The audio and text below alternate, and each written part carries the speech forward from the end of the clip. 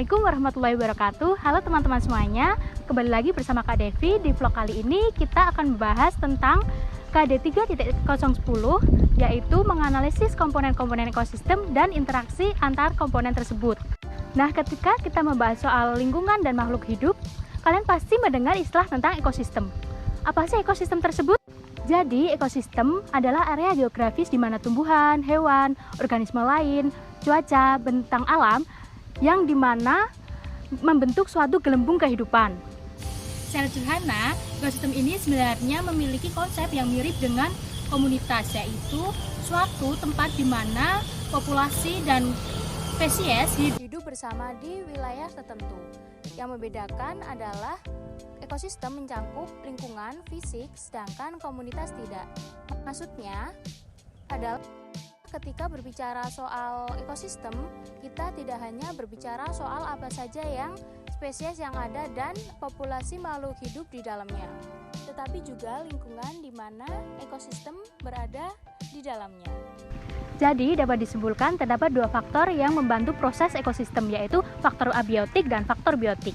Faktor biotik adalah faktor makhluk hidup, sedangkan faktor abiotik adalah faktor yang mencakup unsur kimia dan fisika. Kedua faktor tersebut saling berhubungan dan secara langsung maupun tidak langsung.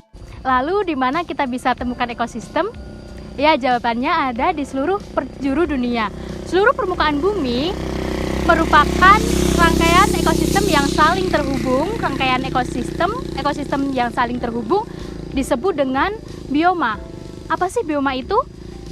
Bioma adalah gabungan dari beberapa ekosistem di mana sebagian besar daratan, laut, hutan, kolam, terumbu karang, dan fauna adalah beberapa jenis bioma yang biasanya paling sering dipelajari berdasarkan jenis tumbuhan dan hewan yang ada di dalamnya.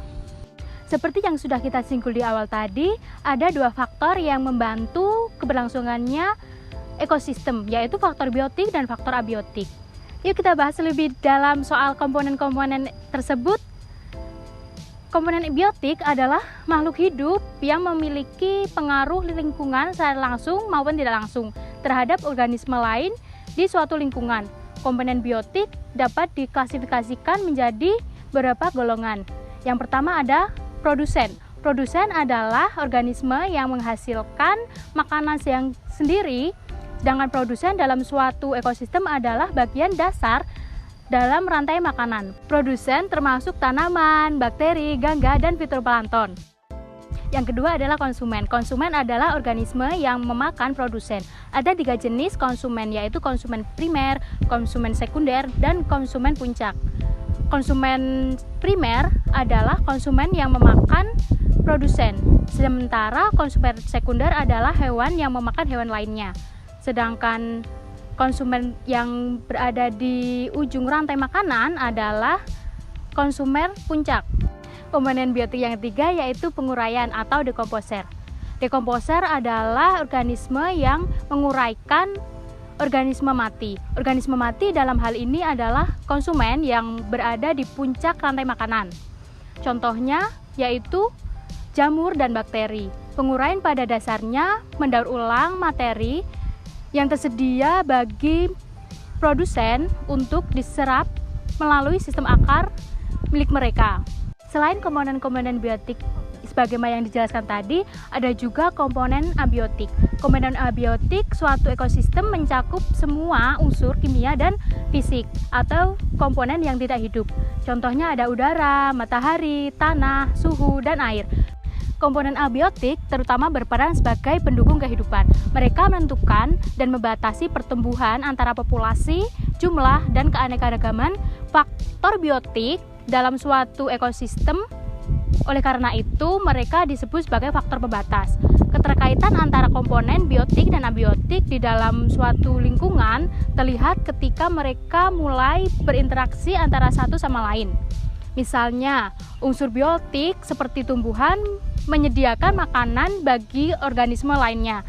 Tanah merupakan unsur abiotik yang mendukung pertumbuhan tanaman dengan menyediakan unsur hara dan unsur lainnya. Dan yang terakhir, komponen biotik bergantung pada komponen abiotik untuk bertahan hidup dan membantu pembentukan faktor abiotik lainnya. Nah, setelah kita mempelajari definisi dan komponen ekosistem, yuk kita bahas antara interaksi dan energi yang ada di dalamnya. Interaksi antar komponen dalam suatu ekosistem biasanya kita kenal dengan sebutan rantai makanan. Rantai makanan adalah rantai yang menunjukkan bagaimana organisme terkait satu sama lain. Melalui makanan, setiap rantai makanan dimulai dengan produsen dan diakhiri dengan karnivora tara atas. Selain rantai makanan, ada juga yang disebut dengan jaringan makanan. Jaringan makanan adalah menunjukkan bagaimana dua atau lebih rantai makanan terhubung. Satu jaringan terdiri dari beberapa rantai makanan, yaitu salah satunya rantai makanan yang akan kita bahas dalam video ini adalah rantai makanan yang terjadi dalam ekosistem sawah. Rantai makanan yang ada di sawah terdiri dari beberapa komponen, yaitu sebagai berikut. Yang pertama ada tanaman padi yang berkedudukan sebagai produsen. Padi memproduksi makanan sendiri melalui proses fotosintesis. Lalu tikus yang berkedudukan sebagai konsumen pertama memakan tanaman padi tersebut. Selanjutnya, tikus akan dimakan oleh ular yang berkedudukan sebagai konsumen yang kedua. Ular atau konsumen yang kedua akan dimakan oleh elang yang berkedudukan sebagai konsumen puncak, yaitu ada konsumen ketiga. Dalam rantai makanan sawah, burung elang merupakan konsumen predator atau puncak, sehingga tidak ada lagi konsumen di atasnya. Lalu, apa yang terjadi dengan burung elang? Burung elang akan mati dan diuraikan oleh organisme penguraian. Pengurai akan mendaur ulang materi yang tersedia bagi produsen untuk diserap melalui sistem akar yang mereka punyai. Itulah kenapa sistem ini disebut dengan rantai makanan, karena mereka saling berhubungan satu antar lain. Di dalam rantai makanan, sebagaimana disebutkan di atas, terjadi yang namanya aliran energi. Produsen primer menggunakan energinya dari matahari untuk menghasilkan makanan yang mereka dapatkan berupa glukosa. Kemudian produsen primer dimakan oleh konsumen primer, yang dimana selanjutnya akan dimakan oleh konsumen sekunder, dan seterusnya. Aliran energi dari satu tingkat ke tingkatan lain dalam rangkaian makanan ini memberikan tingkat trofik ekosistem. Produsen datang pada tingkat trofik pertama yang diikuti oleh herbivora konsumen primer, kemudian karnivora kecil konsumen sekunder, dan karnivora besar yaitu konsumen tersier. Menempati tingkat trofik keempat. Untuk menunjukkan aliran energi melalui ekosistem, rantai makanan ini biasanya digambarkan sebagai piramida energi. Pergerakan piramida mengarah ke atas, yaitu diawali oleh produsen primer seperti tumbuhan dan hewan yang berada di tingkatan paling bawah. Lalu konsumen primer atau pemakan dari tumbuhan tingkatan bawah, selanjutnya konsumen sekunder yang dimakan oleh konsumen utama, dan berkelanjutan secara berulang. Tidak semua energi yang dihasilkan atau dikonsumsi atau tingkat trofik akan tersedia bagi organisme di tingkat trofik berikutnya. Pada setiap tingkatan, sebagaimana biomasa yang dikonsumsi dikeluarkan sebagai limbah. Sebagian lagi energi diubah menjadi panas, karena itu tidak tersedia untuk dikonsumsi selama respirasi. Beberapa tanaman dan hewan mati tanpa melalui proses tersebut, dikarenakan adanya seleksi alam yang terjadi di dalamnya. Limbah dan benda mati diuraikan oleh dekomposer dan unsur hara didaur ulang ke dalam tanah untuk diambil kembali oleh tanaman yang ada di dalamnya. Tetapi sebagian besar energi diubah menjadi panas.